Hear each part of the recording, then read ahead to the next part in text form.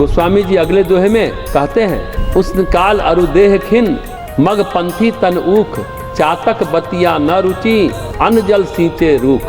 गर्मियों के दिन थे, चातक शरीर से खिन्न था, यानी थका हुआ था, रास्ते चल रहा था, उसका शरीर बहुत गर्म हो रहा था। इतने में उसे कुछ पेड़ दिख पड़े, मन में आया कि जरा विश्राम कर लूं।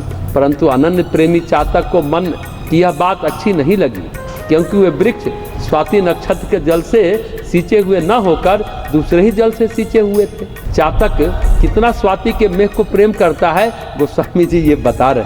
हम तो स्वाति से ही रिश्ता रखेंगे, यानी बाकी सुंदर हो असुंदर हो, सुखद हो दुखद हो, हमारे लिए सब त्याज्य। अगले दोहे में गोस्वामी जी कहते हैं, अनजल सींचे रुख की छाया ते बरुघाम तुलसी चातक बहुत हैं यह प्रवीण को काम।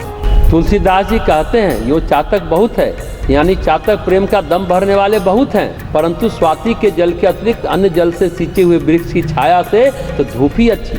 ऐसा मानना तो किसी प्रेम प्रण को निभाने में चतुर चातक सच्चे प्रेमी का ही काम है। प्रेम का प्रण निभाने वाले, निष्ठा को जीवन में सार्थक बनाने वाले बिरले होते हैं। सत्य तो दुनिया बोलती है, पर हरिश्चंद्र जैसा सत्य कोई बोलता है क्या? नहीं बोलता है। वही प्रेम तो करने का ढोंग दुनिया करती है, स्वांग रचती है कि हम भी प्रेम करते हैं, पर चातक जैसा प्रेम कोई नहीं करता, कोई नहीं करता।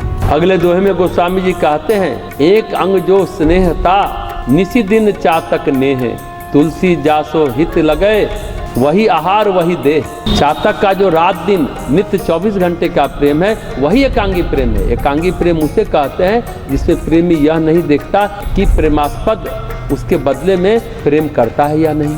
एक तरफा प्यार को एकांगी प्रेम कहते हैं। तुलसीदास जी कहते हैं, ऐसा एकांगी प्रेम जिसके साथ लग जाता है वही उसका आहार है। वह खाना पीना सब भूलकर उसी की स्मृति से जीता रहता है। वो याद उसे प्राण ऊर्जा प्रदान करती है, जीने की ताकत देती है, और वही उसका शरीर है, यानी वह अपने शरीर की शुद्धि भुलाकर उसी के शरीर में तन्मय हुआ रहता है। ये तल्लीनता, ये सुध-बुध खोना, सिर्फ याद उसे जिलाए रखे, अपना देह भाव को भूल जाना आज की तिथि में असंभव प्रेम की श्रेणी में है।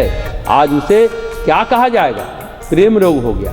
एक तरफा प्यार तो बीमारी का लक्षण है, मानसिक बीमारी है। लोग व्यंग करेंगे, कहेंगे लवेरिया हो गया, मलेरिया की जगह लवेरिया हो गया। ऐसे प्रेम को सम्मान नहीं दे पाएंगे, क्योंकि वो अनुभूति है ही नहीं, उस तल पर उनका जीवन है ही नहीं।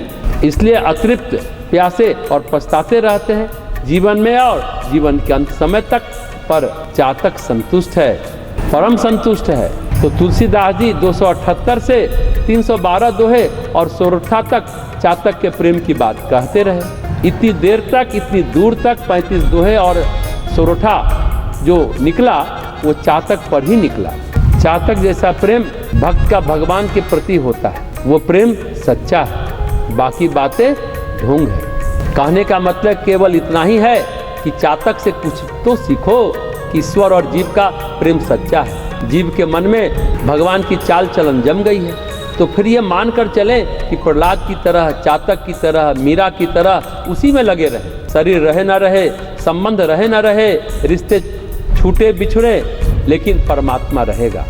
मानवीय संबंध रह भी सकता है, नहीं भी रह सकता है, पर एक संबंध सच्चा है, वह है भगवान के प्रेम का संबंध। उसकी शान बनाए रखें, उसकी आन बनाए रखें, उसके निष्ठा को बनाए रखें, निष्ठा को कलंकित होने न दें। महाराणा प्रताप की सराहना हम क्यों करते हैं? क्योंकि राष्ट्र प्रेम के लिए, स्वतंत्रता के लिए उन्होंने हर मूल्य चुकाया।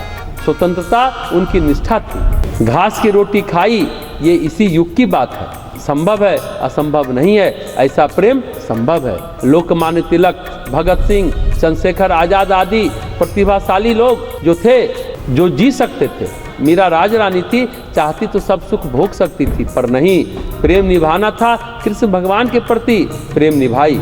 तो बात बस इतनी है कि प्रेम को निभाएं। गोस्वामी जी की बातों को थोड़ा इस तरह से कहते हैं, किसी ने बहुत खूब कहा है, अहो भाव से, भरे भाव से प्रभु का गुणगान करो, ध्यान करो जो ध्यान रखता उसका गुणगान करो। कर लो अनुभव प्रभु प्यार का, चरणों में वो बुला रहा है, वो करुणा कर दया का सागर, वो स्नेह में सबको समा रहा। फिर मत कहना कुछ न कर सके, यदि भव सागर तुम तर न सके, कामना में मुक्त न कर सके, जीवन अपना सवार न सके, आचार विचार न सुधर सके।